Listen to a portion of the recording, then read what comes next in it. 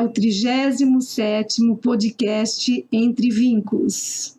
Hoje é dia 17 de março e esse é justamente o mês em que se comemora o Dia Internacional da Mulher, que nós entendemos ser, portanto, uma oportunidade para refletir sobre as questões que afetam a todas nós mulheres.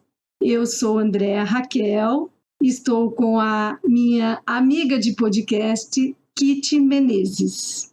Nós vamos abordar, a partir de hoje, nesse 37º podcast, que também é o primeiro do ano de 2022, a temática da saúde e da doença mental nas mulheres.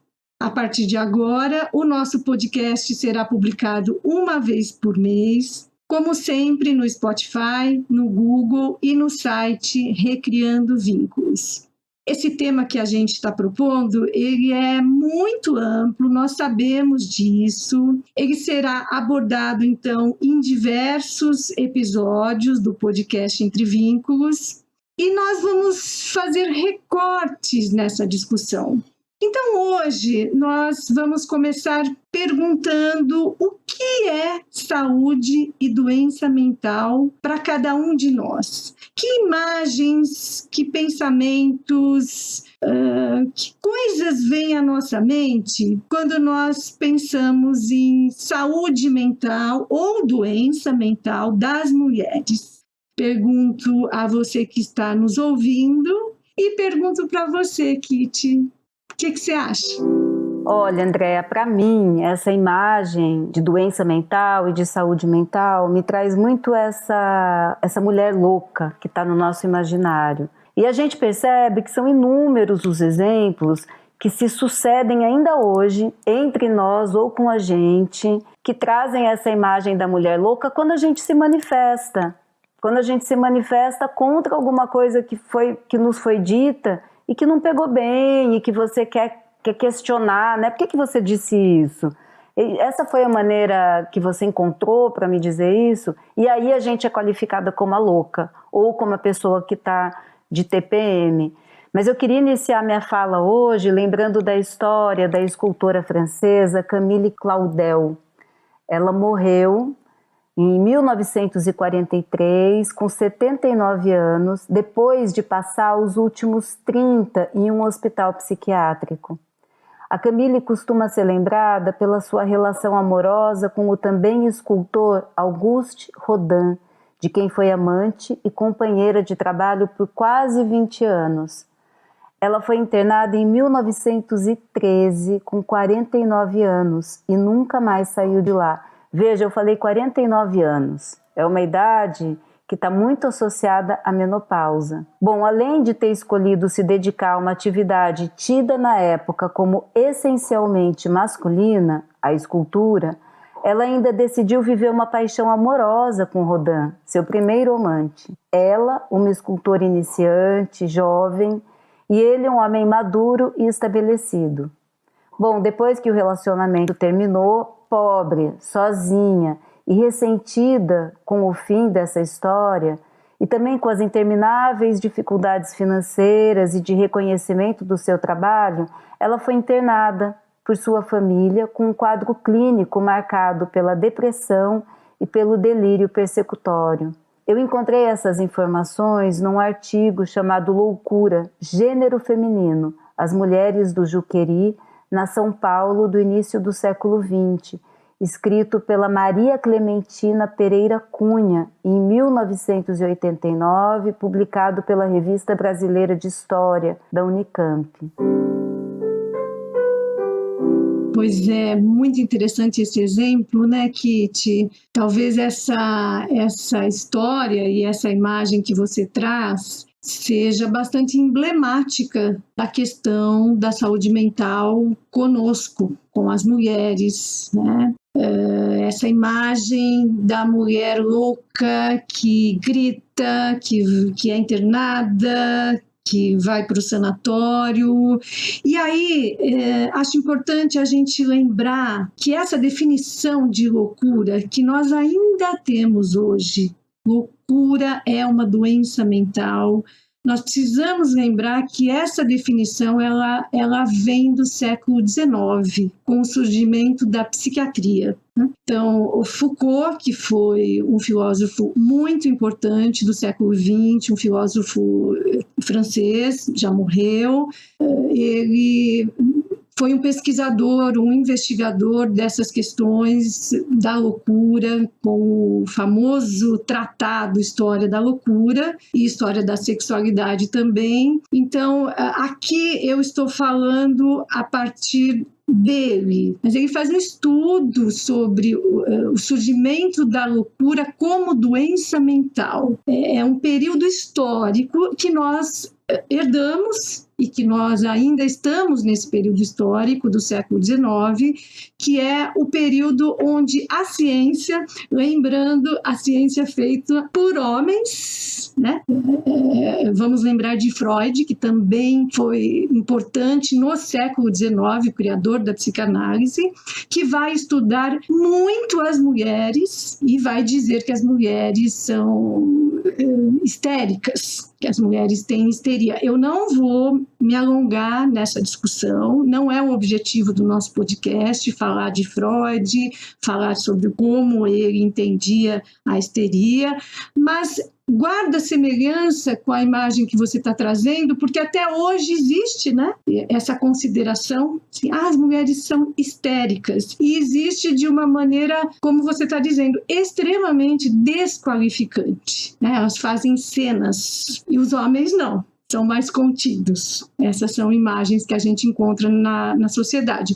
Mas, para encerrar o que eu estou querendo colocar, é importante, então, entender o conceito de saúde e doença mental a partir de Foucault, eu estou falando. Então, para ele, na verdade, esta questão da saúde e da doença mental, da loucura, está muito relacionada com as relações de poder dentro de uma sociedade e as normas que uma sociedade, no caso a sociedade ocidental, segue. Então, o louco seria aquele que não se assujeita. A louca, a histérica, por exemplo, seria aquela que não se subordina, que não se deixa capturar, que resiste, que se insurge contra as normas de uma sociedade, contra aquilo que se espera dela. É claro, vale a pena também frisar, eu não estou dizendo que isto não é sofrimento. Na psicologia e na psiquiatria, a doença mental é entendida como sofrimento e, de fato, nós não podemos desconsiderar que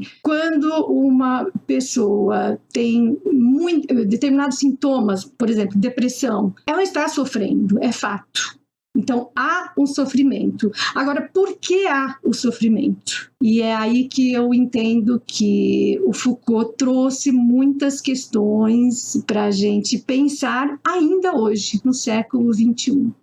Eu gosto quando você traz esse contexto, né? De como o contexto histórico, social, econômico influenciam nas reações que a gente tem.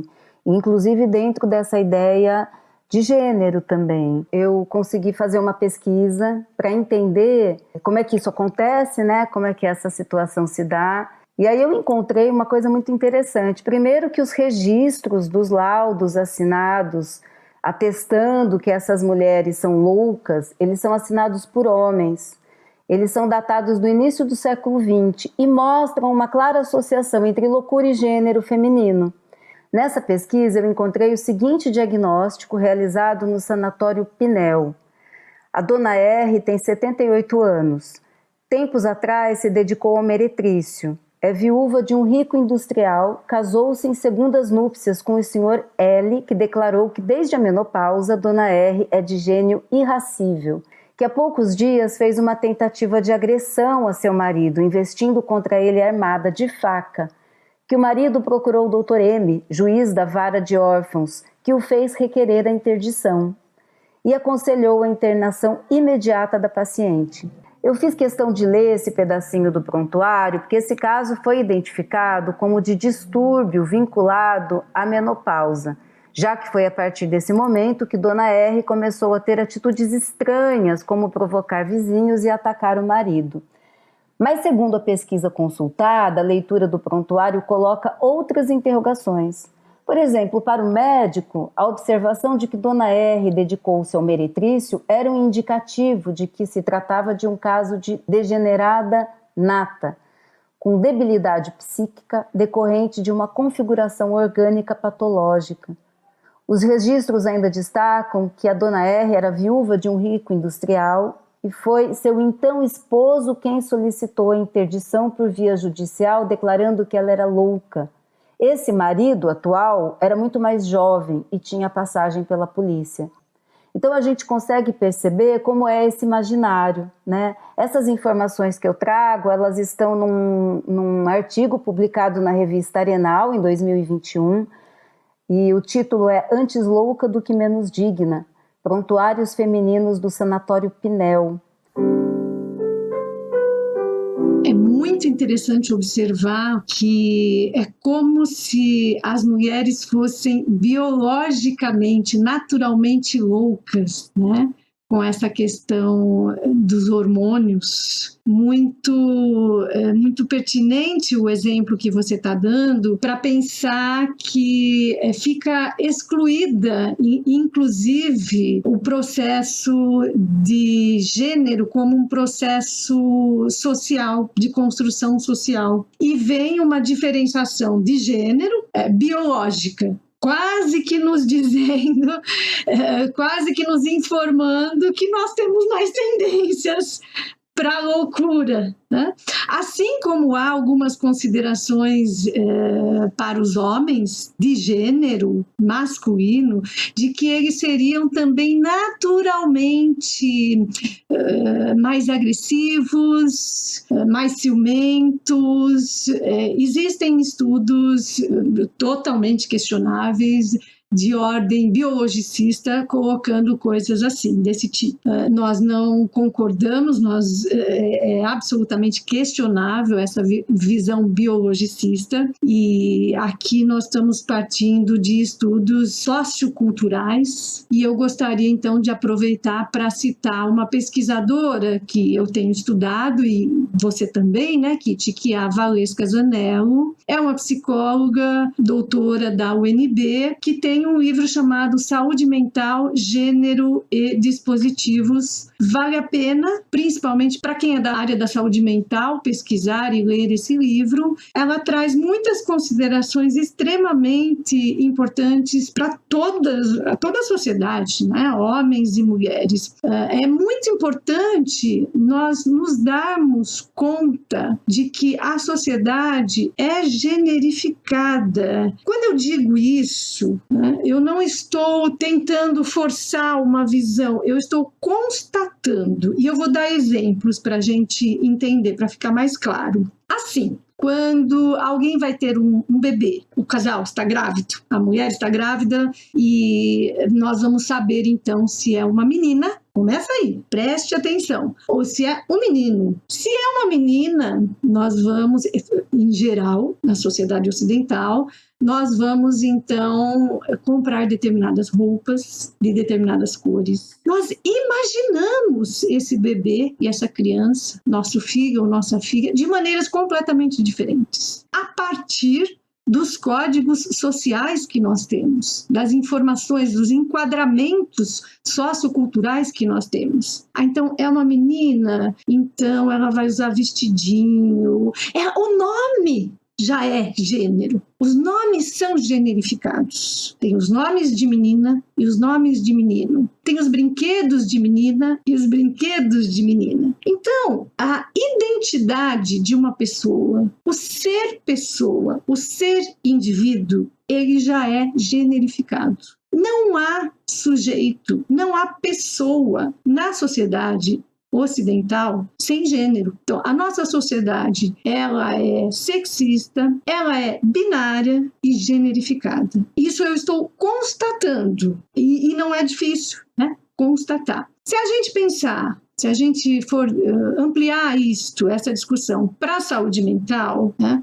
Por que focando nas mulheres? Porque as meninas, as mulheres sofrem. Então, vamos pensar que, por exemplo, uma menina talvez não se encaixe no próprio gênero. Ela é educada, ela é socializada como menina, mas ela não vai dar boas respostas à sociedade, à família, à escola, dentro do que é esperado para o enquadramento e os códigos de relação e de comportamento como menina. Ela será, provavelmente, nas escolas, ela sofrerá bullying, ela sofrerá pressões, para que ela se comporte como se espera, como menina, para que ela use roupas como menina. Isto é o sofrimento. O sofrimento não é exatamente o fato dela não se encaixar nos termos do que se espera de uma menina que a sociedade impõe, mas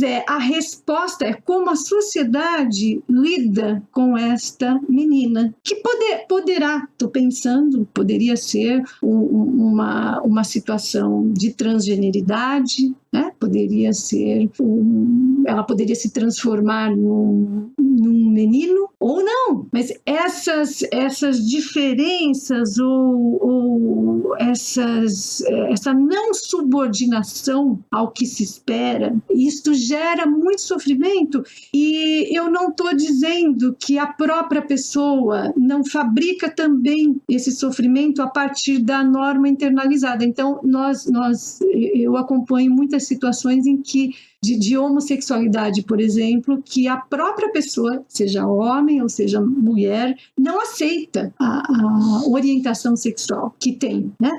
Um homem que sente desejo por outro homem, portanto ele é homossexual, ou uma mulher que sente desejo por outra mulher, então ela é homossexual. Ainda hoje existe tendências aí em algumas famílias e na própria sociedade a promover, por exemplo, a cura gay. Então, levar a pessoa para igrejas e tentar, por exemplo, transformar esta pessoa naquilo que ela não é. É este o sofrimento. O sofrimento, ele está situado na sociedade. Não existe ser humano fora da história, sem gênero e sem sociedade. Portanto, não existe sofrimento fora dos contextos, né?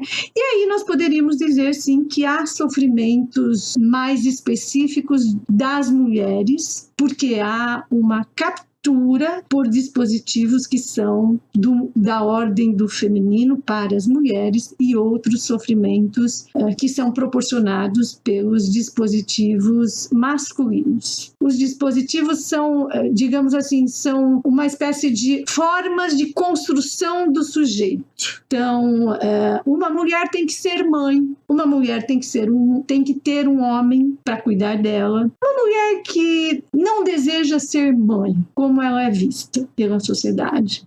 Uma mulher que não quer se casar e que banca isso, prefere ficar solteira, ou que fica solteira porque ficou por outros motivos. Eu acho que essas coisas vêm mudando bastante, essa visão bastante enquadrada, né, com enquadramentos rígidos sobre ser homem e ser mulher, isto vem se modificando bastante, mas ainda as pessoas todas e todos nós vamos nos construindo, vamos nos estruturando como identidade, como sujeito, a partir dessa subjetividade imposta, desses dispositivos, dessas expectativas que vão ocorrendo desde que a gente nasce na nossa socialização.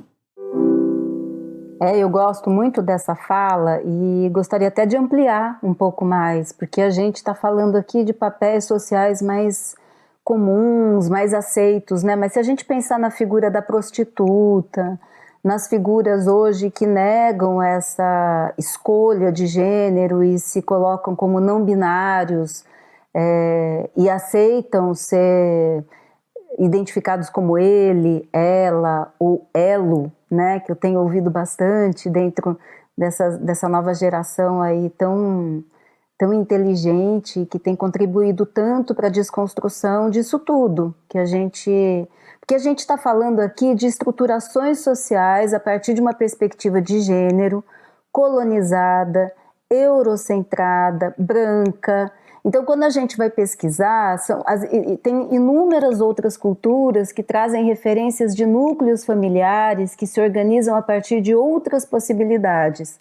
A gente tem, por exemplo, em algumas sociedades africanas, sistemas familiares que se caracterizam pela diversidade dos seus modos de filiação.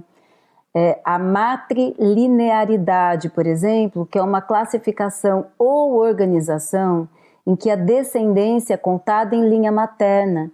Então, o papel de liderança e poder é exercido pela mulher, especialmente pelas mães de uma comunidade. Na família matrilinear, é interessante isso, né? É o homem que deixa a sua casa, que abandona seus laços familiares e vai morar com a família da esposa, adequar-se ao seu estilo de vida. É interessante que isso a gente faz e não questiona. Colocar o sobrenome do marido, por exemplo, como assim? Né? Por que a gente perde a nossa identidade, que é o nome? Se a gente for pensar, que laços que a gente perde quando a gente não tem esse nome? Como é que a gente vai rastrear a nossa ascendência? Então, enfim, é muito importante que a gente possa expandir o nosso olhar para essas outras formas, bem mais antigas, que essa concepção europeia que nos foi trazida pelos portugueses na colonização, tirou, né? Acabou sobrepondo essa cultura a outras que a gente poderia ter hoje.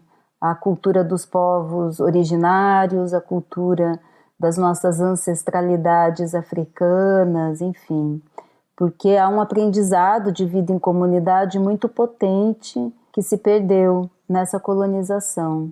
Então eu queria encerrar minha fala com essa reflexão para a gente continuar a ampliar esse olhar, abrir as possibilidades de compreensão dessas figuras que em algum momento nos surgiram como loucas ou que não cabem dentro do que a gente entende como sociedade. Agradecer a escuta e devolver a palavra para a Andréa. Pois é, você falava e eu estava aqui pensando nesse sistema que nós vivemos, que tem tantos nós, tantas linhas de força, digamos assim, e que prejudica, eu acho que a todos, e aos homens também, o sistema patriarcal. Então, os homens também sofrem e são capturados por dispositivos que os colocam como provedores, com uma sexualidade que tem que ser extremamente ativa, acertada o tempo todo, sem falhas, tanto a sexualidade quanto o sucesso profissional. Eu acho que, repito, isso já vem borrado, nós mulheres trabalhamos, embora as mulheres sempre trabalharam na história da humanidade, né? Então, isso não é exatamente novo como a gente pensa, mas ocupar o espaço público talvez seja mais recente para nós mulheres. Talvez isso, né, da metade do século XX, dos anos 50, 60 para cá, ocupar o espaço público vem sendo possível por uma luta constante no decorrer dos séculos. Mas voltando aos homens, eu acho que vale a pena frisar e lembrar que esta divisão generificada da sociedade, ela não me parece que beneficia ninguém. Por exemplo, como fazer um diagnóstico de depressão nos homens se eles quase não choram? Tem toda uma socialização, ainda tem, que homem não é para sentir muito, não é para chorar. Então, existe essa discussão na área de psicologia e de saúde mental. Muitas vezes a depressão é difícil de diagnosticar nos homens. Então, nós temos um número de depressão diagnosticado, muito maior nas mulheres e menor nos homens. Fica parecendo que as mulheres têm mais depressão do que homens, e isso é questionável. E temos um número muito maior de suicídio em homens do que em mulheres. Então, é bastante interessante pensar nisso, levantar estas questões, discutir o sofrimento, que quando eu falo em depressão e suicídio, então estou frisando o sofrimento, e esse sofrimento, portanto, é manifestado, né, é expresso de formas diferentes também em homens e mulheres. Acho que é isso que tínhamos para trazer hoje. Vamos continuar esse assunto no próximo podcast, no mês de abril. Muito obrigada, Kitty. Muito obrigada a todas e todos os ouvintes. E até a